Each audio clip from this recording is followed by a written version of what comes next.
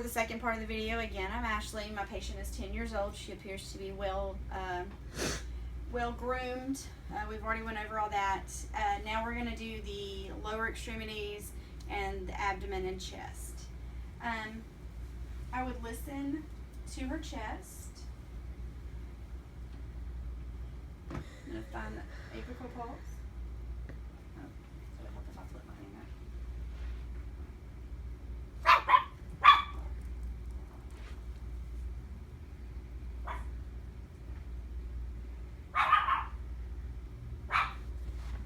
Can you roll this way for me? Okay. I would also listen to her abdomen while I've got her laying down.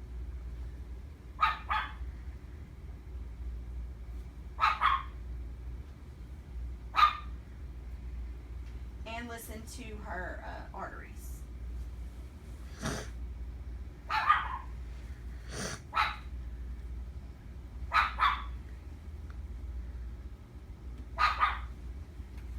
At this time, I would palpate her stomach. Now, as I've already said, I have her. I've been able to visualize her abdomen. She is she's not clothed, but for intents and purposes of this video, she's keeping her clothes on. I would lightly palpate. I'm not pushing in very far, and my fingers are going in a circular motion. I would deeper palpate. If we had any tenderness, any pain, we would stop right there. I wouldn't palpate that any further.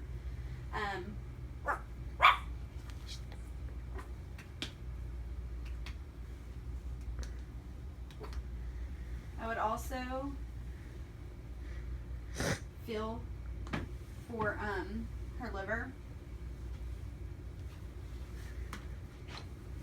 Okay. No pain? No nothing? Can you lift your leg? Can you put it down? Can you lift that one? Okay. Can you move your knee towards you?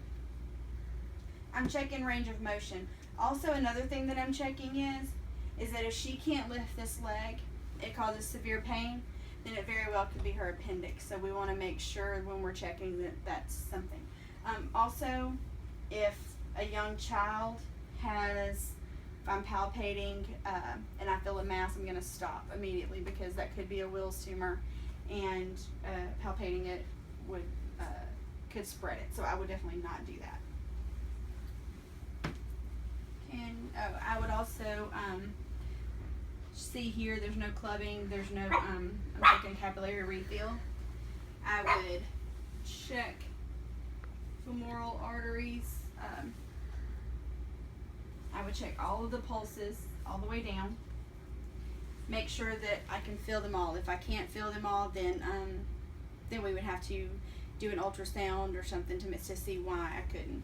The same with the abdominal sounds. I was listening. If I hadn't have heard anything, I would have listened for a full 5 minutes on each quadrant until then I would have gotten a second opinion. But I could hear she had bowel sounds. I would be checking for hair. Is it evenly distributed on her extremities? Can you stand up for me? Okay, turn around. Take a deep breath. Okay, turn around.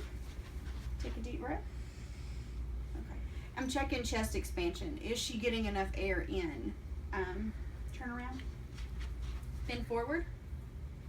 Okay, I'm checking for scoliosis. Like I said, her shirt would be off, so I would be able to see that her spine is straight. Okay, stand up. Okay, I'm going to stand together. There we go. I want you to close your eyes. Okay. Romberg test. I'm wanting to see, is she off balance? Is her equilibrium okay? Her feet are together, her eyes are closed. She was able to stand there. If there was anything wrong, any abnormalities, I would document all of that. If it was something serious enough, like with a Wilms tumor or no abdominal sounds, no pulses, I would immediately consult the doctor and have the doctor come and see. Any dehydration from dry mucosis, I would immediately report. Let's get some fluid started. For the most part, I think any abnormalities stand out. It's good to always have your patient to where you can see every inch of them. You don't want to have a cut on an underside of a heel and not see it and it progressively get worse. So I would, when she's lifting her legs up, lay back down and I'll show. When she's lifting her legs up to show me her range of motion, that's the perfect time for me to check out how dirty her feet are. But that's the perfect time for me to check out completely all the way around her foot. And that completes my final head to toe assessment.